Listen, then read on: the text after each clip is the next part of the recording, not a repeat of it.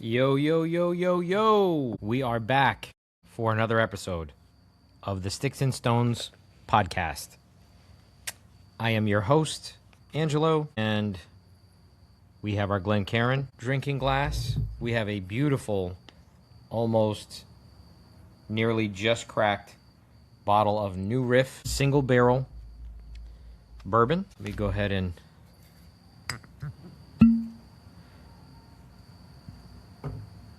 let's pour ourselves a drink here.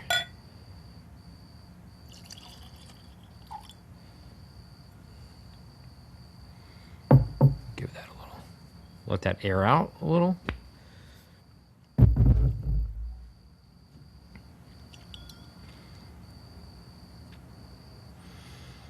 And if any of you guys have come here from the YouTube channel, we just shot a YouTube video. This is what this is all about. It's probably going to be a shorter, this is going to be a shorter episode.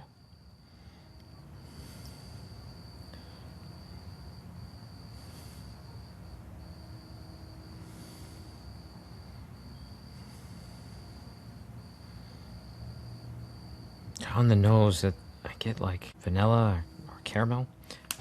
So I am new to Gurkha cigars. I've only smoked the Fat Boy and one of their, I think, a 15-year-old aged ones. So I haven't explored the world of Gurkha very much. And I don't usually get sampler packs. So I was at Pasadena Tobacco and Cigar, and the owner there recommended that, you know, I try one of these sampler packs. And I jumped in. So let's see what's in this sampler pack. We have the Gurkha Chateau de Privé. Okay, got that. We have the Gurkha Evil. That's a odd name. We have, this is more of a Maduro. This is the Gurkha Beast. I mean, so far these are pretty evil names. This is the Gurkha Marquesa.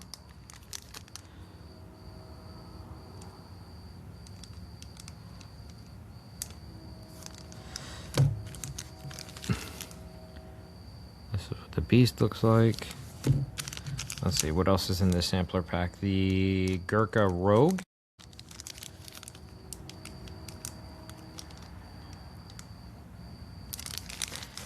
And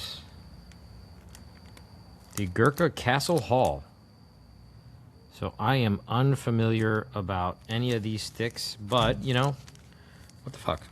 We'll go for the Beast. It's a Maduro. Anybody who's been following these channels of mine, of ours, you guys know that I do like my Maduros. Let's give it a snippy snip.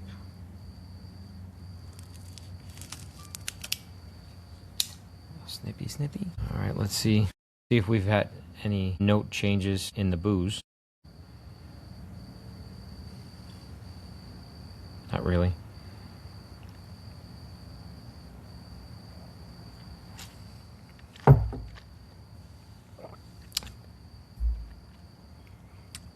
Yeah, that's good stuff.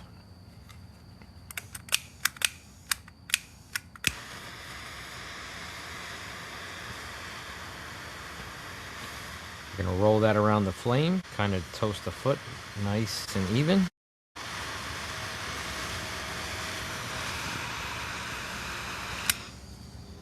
Give it one of these actions, kind of mimics a puff.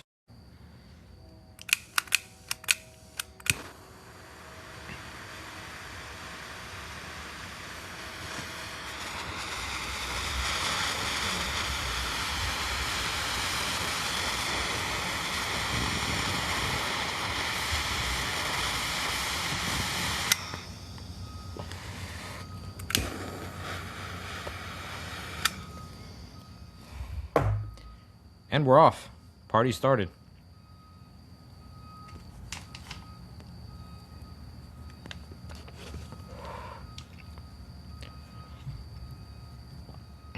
I mean, right away you can tell this is a good quality cigar. And these are not even my preferred Vitola, guys. I mean, you know that I like 60 ring or 56, 58 bare minimum to 60 or better, 60, 66 ring. 70 is about my ceiling as far as the Vitola is concerned. The diameter of the stick.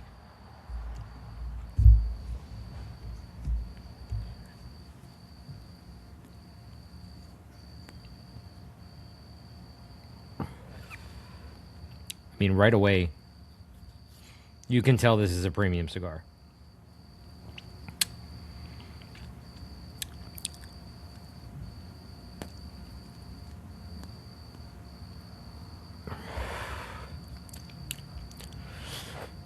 I guess it's like Forrest Gump.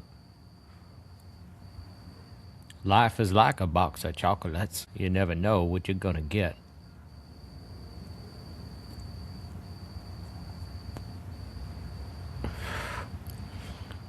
I mean, so far for my first sampler pack, not too bad.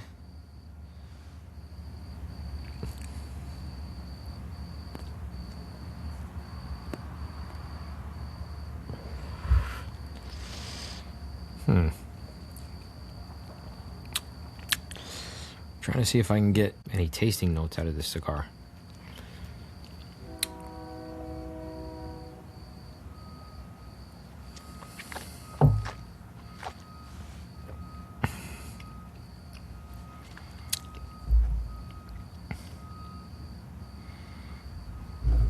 This bourbon is New Riff Single Barrel. This is barrel proof.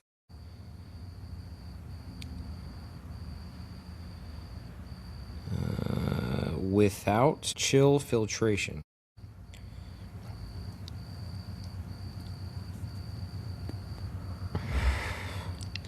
This is Kentucky straight bourbon. It is 111.2 proof. 55.6% alcohol by volume.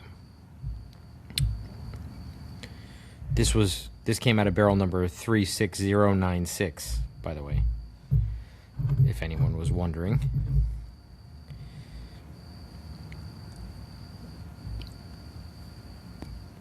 So let's see. On the back of the bottle, it says a new riff on old traditions. Each new riff barrel is singular in personality and flavor, selected for its quality and complexity. Bottled at barrel proof and without chill filtration, we preserve the character of the barrel all the way to your glass. Aged at least 4 years. New Riff Distilling. Good job on this one, New Riff.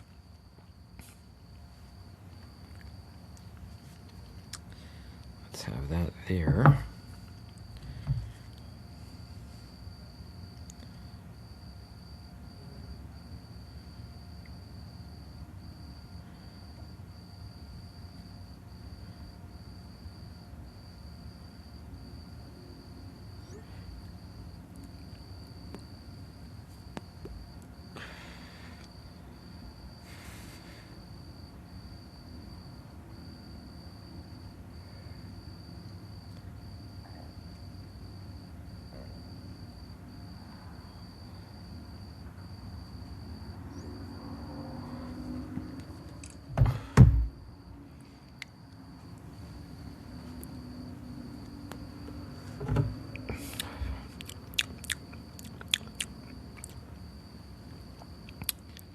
I don't know why, but I just got like a little bit of movie popcorn there for a minute. I don't know if that's right. I guess, but tasting notes are, I guess, not right or wrong. It's the individual's I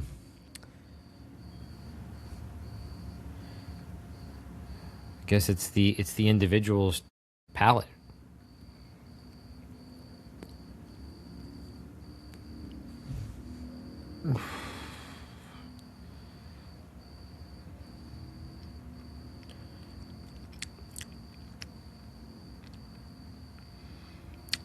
This is a really good cigar.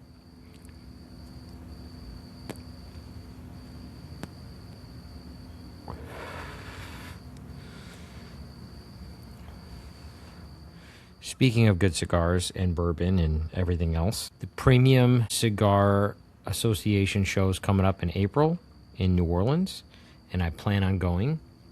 Have to make my arrangements and all that, but I will keep you guys posted on that.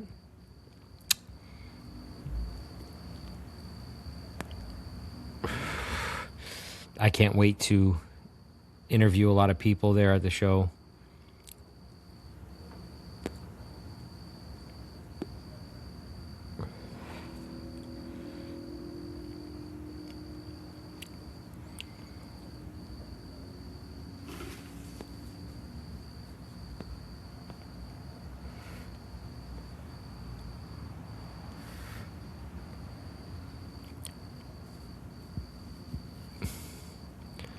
This is the Gurkha Beast.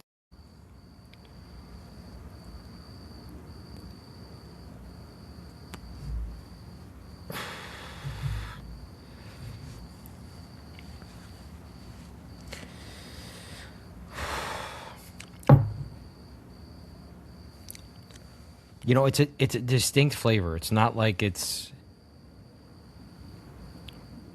not a lot of spice or pepper.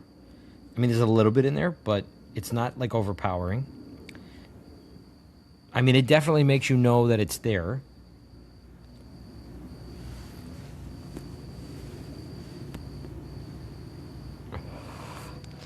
It's not like smooth and creamy like a Shade Connecticut or a Habano or anything like that.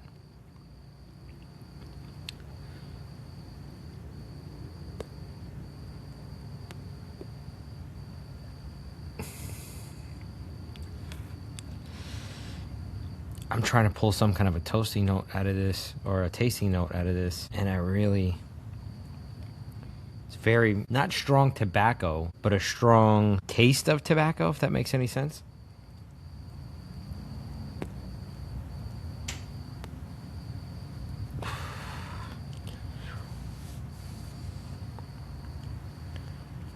I mean, so far, for a sample pack, this is a pleasant surprise. I think I got to do more sample packs.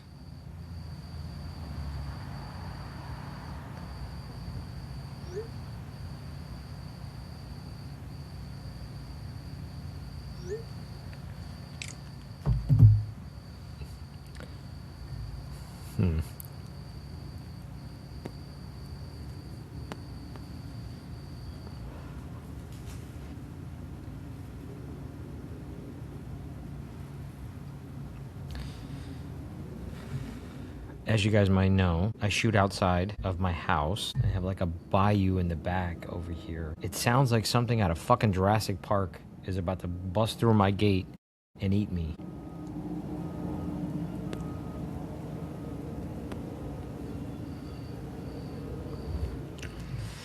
Maybe I'm just saying that because I saw the newest Jurassic Park Dominion, I think it's called.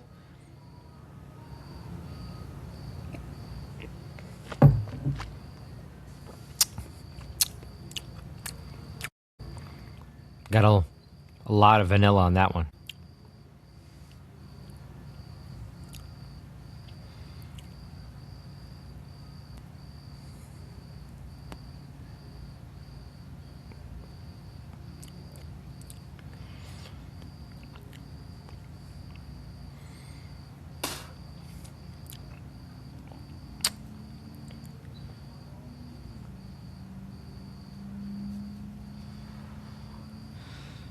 Well, Mr. Gurkha,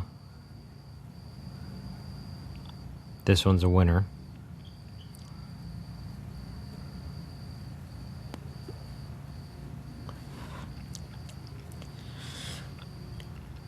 I can't give you guys much on this one.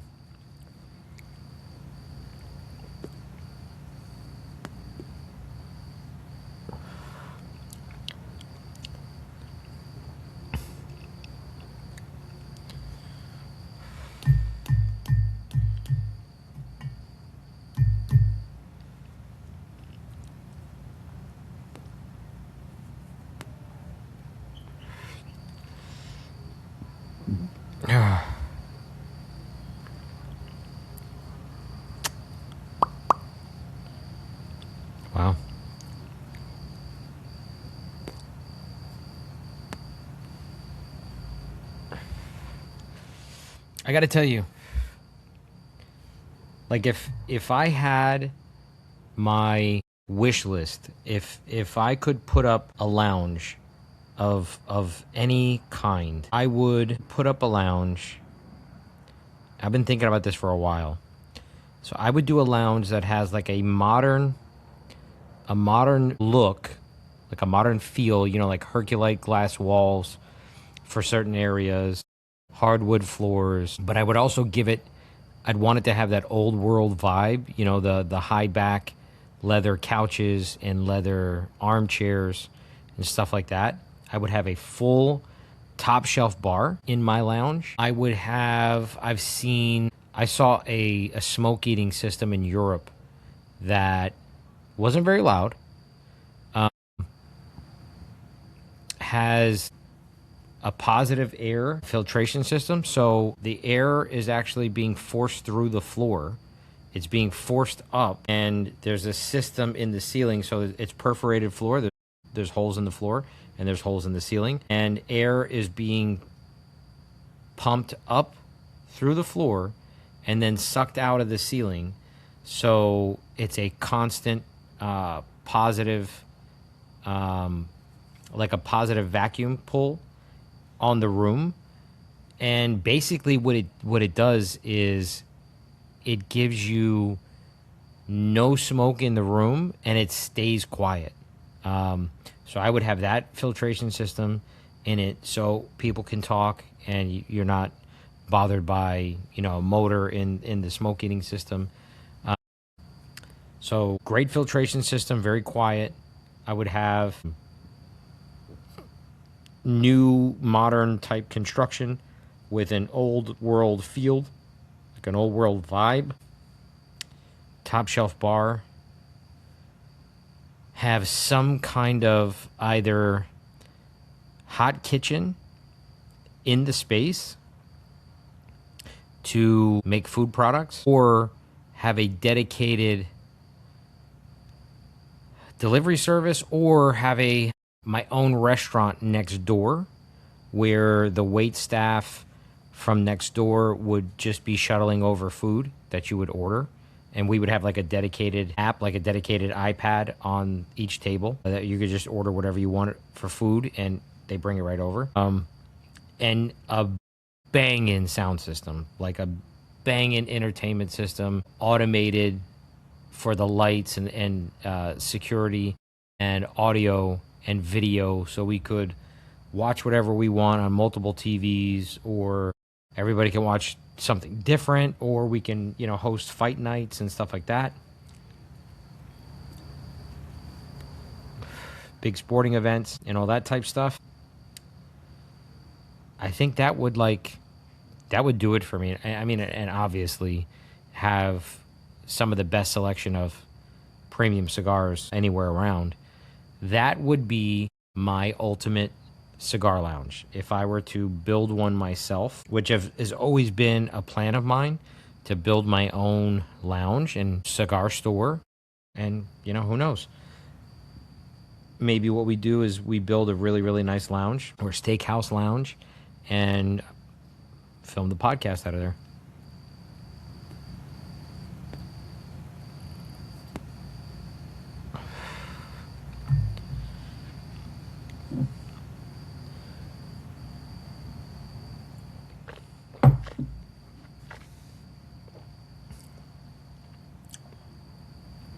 Man, that is good stuff.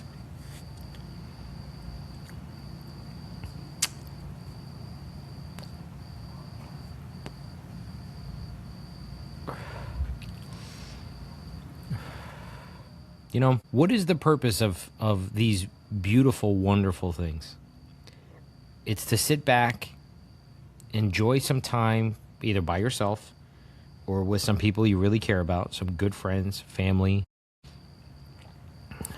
business associates, whatever, and sit back and cruise, man. Just like enjoy that moment, enjoy life for that moment, because these things take time. They take time to smoke. It's not a cigarette where people are smoking a cigarette. You can smoke a cigarette in probably anywhere from 2 to 5 minutes. This takes time. It takes not really patience because it's not an impatient thing where you're lighting up a cigar and you're like, oh, I want to really finish this. You don't. You want to linger. You want it to run out as much as possible.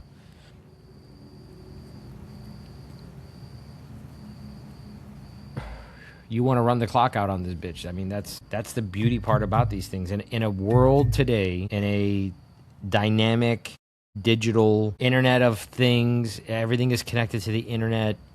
Everything is so fast and quick.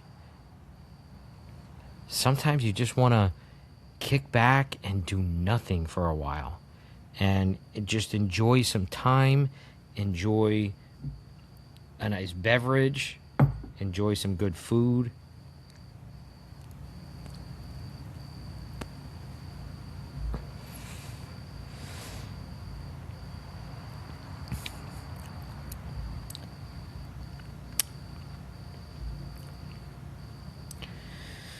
I have got no tasting notes on this one, but it's phenomenal. I mean, the draw is great.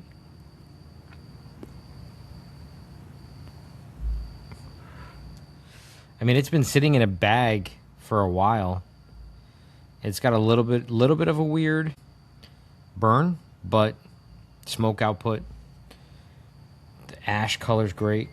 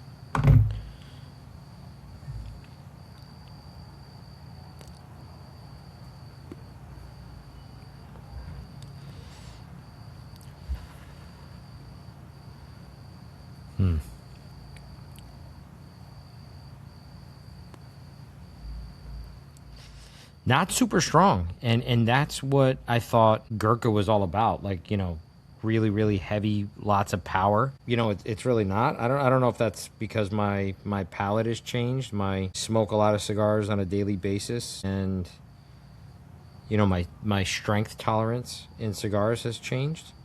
But fun fact: if you Google world's most expensive cigars, you'd be surprised on how many on the list are Gurkhas. So the Gurkha Royal Courtesan is widely considered the most expensive cigar in the world, priced at approximately $1.36 million per cigar.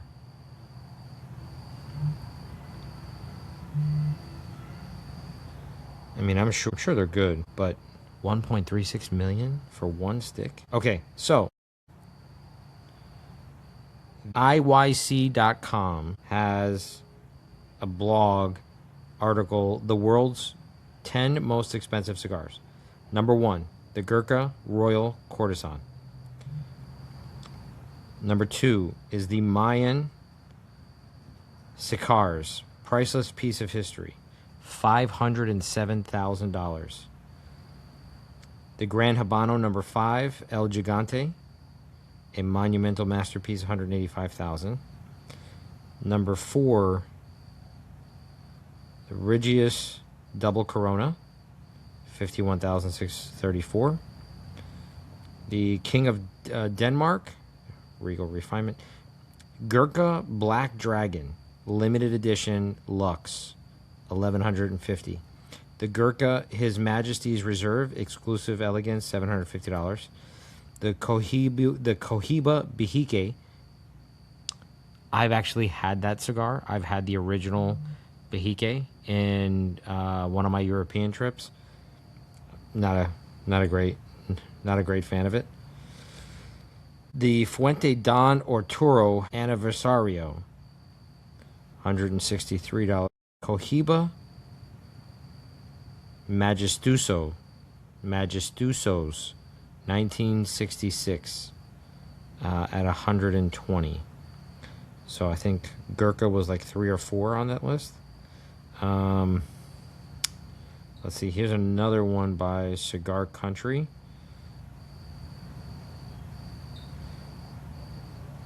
Let's see.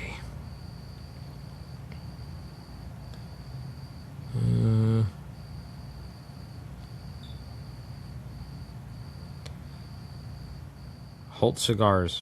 Big fan of Holt Cigars. Has an article from 2020, the most expensive cigars in the world. The most expensive cigars you can buy. Number 1, the Arturo Fuente Opus X. I'm a big Opus fan. Padron 50th anniversary. I've had it. It's okay. The Davidoff 702 series is number 3. The Ashton ESG. I love the ESG. A lot of people are fanatical over the VSG. I love the ESG. That's a great stick. Number 5, my father's limited edition.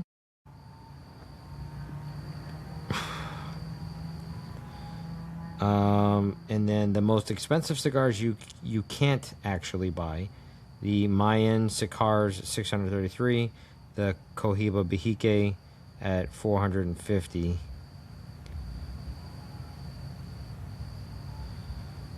Let's see. Havana House has the 12 most expensive cigars in the world. Number 12, the Monte Cristo 520 cigar, limited edition, 400 per cigar. Cohiba Bihique 54, 500 euro. Oh, this is in euros, by the way, or pounds.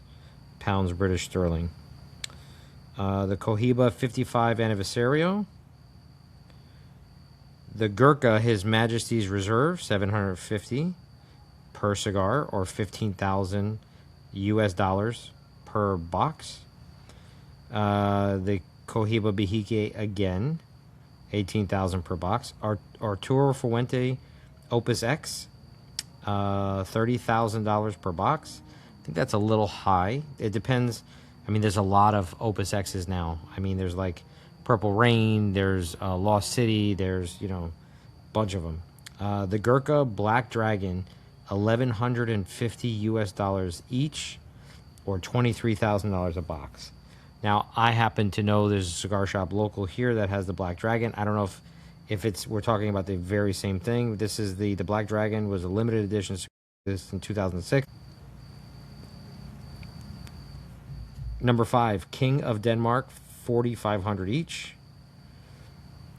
Number 4, the Regis Double Corona at 52,785, which I'm hoping that's for the box. The Gran Habano number 5, El Gigante, 185,000. The Mayan Cigars at 507,000, and the Gurkha Royal Courtesan, 3.6 million. So the article says Gurkha has featured a few times on this list, but none quite reach the price of this stogie, the most expensive cigar in the world. The Gurkha Royal Courtesan is handmade in the Dominican Republic and Honduras using Himalayan tobacco, which has been watered with Fiji water. I mean, what a marketing campaign. The cigar is wrapped in gold leaf and held together with a band that is studded with diamonds. It is then infused with Remy Martin's Black Pearl Louis XIII, which costs $225,000 a bottle. I have had Louis XIII. Not a fan.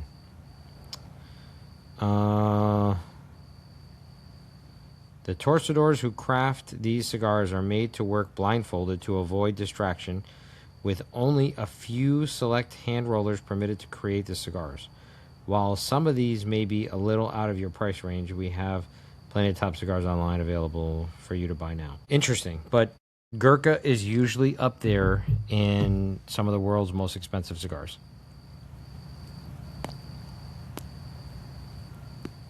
I mean, watered down with Fiji water, gold leaf wrapping with diamonds in the band. I mean, that's pretty far out there.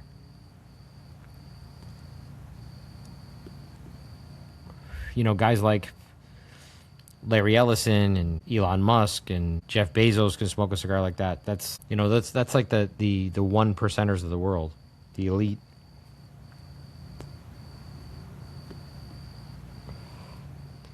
I don't know, guys. Even if I had that kind of money, I don't think I would spend it on a cigar. I mean, as much as I love cigars, I kind of base my whole world around cigars. But to spend that kind of money on a cigar, I don't think I would.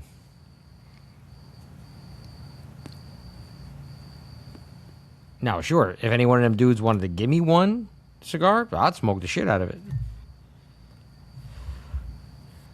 But to go buy one, that's a little crazy.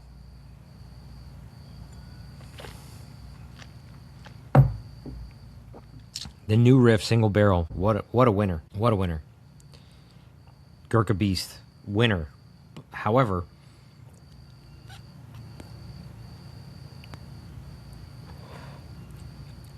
I can't pull anything out of it. I've got no tasting notes.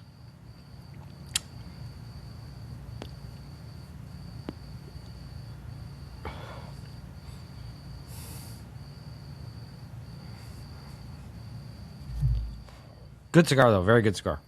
Highly recommend it. This was a quick episode. I just wanted to try out and break open this sampler pack because I've had it in my car for a while. I'm glad that I did. So we'll try all of these. I think there's 6 cigars. So the Beast, definitely up there. I wish they made it in a bigger diameter and a bigger ring gauge, but, you know, however, it is what it is. I will continue to do stuff like this. We'll change it up. We'll change up the format as these things go on, and, you know, hopefully it's what you guys like. So I am out for Sticks and Stones podcast. I wish you all a blessed week ahead, and above all else, keep it rolling, baby. I'm out.